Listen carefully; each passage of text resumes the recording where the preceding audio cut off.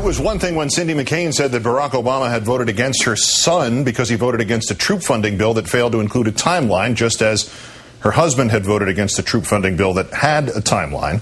That was just a mendacious attack on a politician. Tonight, though, in our third story, Cindy McCain's mendacious attack on the troops themselves. In an interview with Marie Claire magazine, of all places, she was asked whether McCain's POW experience is still with them. Quote, the question, no cold sweats in the middle of the night, Cindy? Oh, no, no, no, no, no. My husband, he'd be the first one to tell you that he was trained to do what he was doing. The guys who had trouble were the 18-year-olds who were drafted. He was trained. He went to the Naval Academy. He was a trained United States naval officer, and so he knew what he was doing.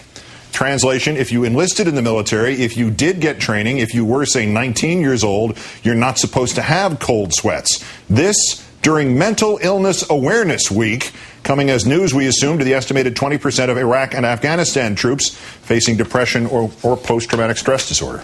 At this point, let's turn into Jon Soltz, who served as an Army captain in Iraq and is now, of course, chairman of VoteVets.org. John, thanks for your time tonight. My pleasure, Keith. Even if we grant some element of truth here, that training might mitigate psychological impacts of injuries and combat experience and captivity, what should we make of Mrs. McCain's statement there?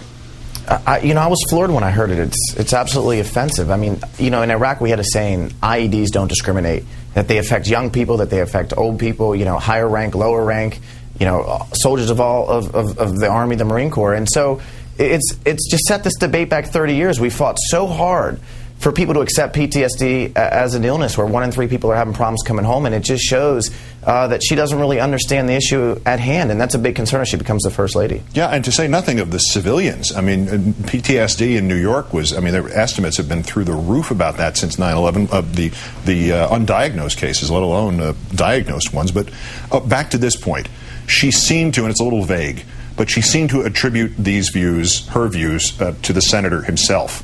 Are we seeing something of internal military elitism at work here, that the admiral's son could handle this, the grunts could not?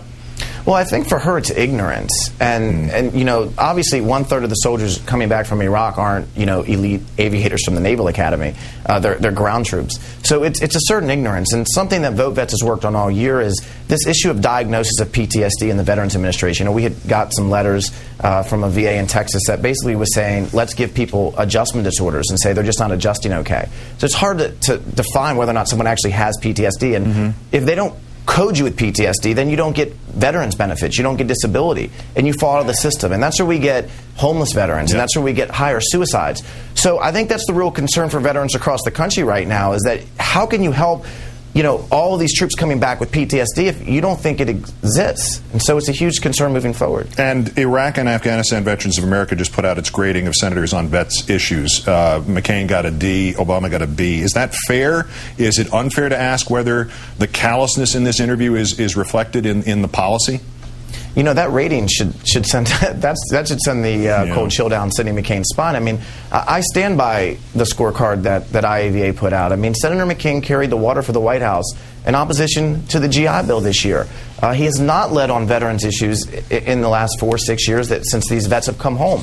He voted against body armor not once but twice in 2003 when there were shortages in Iraq. He was against the Webb-Hagel dwell time bill in 2007. So his issue is spotty. And to be honest, Senator Hagel and Senator Webb led the fight for the GI Bill. And of all people, Senator Biden is really the leader in the Senate who took on the MRAP issue to get the newest up-armored equipment to Iraq to help our troops. So Senator McCain's record on veterans issues recently has been abysmal, and I think that his wife's statements give us some insight on that. I think you're right. Jon Soltz of VoteVets.org. Thank you, John.